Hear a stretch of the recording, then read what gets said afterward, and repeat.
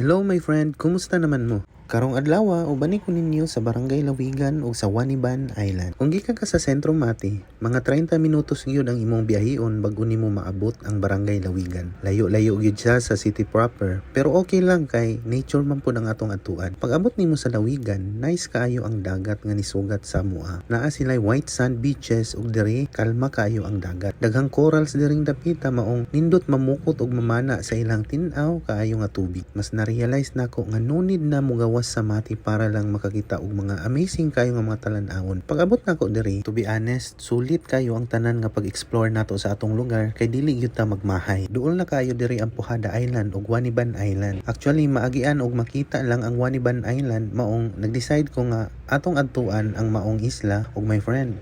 Wala ko mag-expect nga ingani di ay siya kanindot.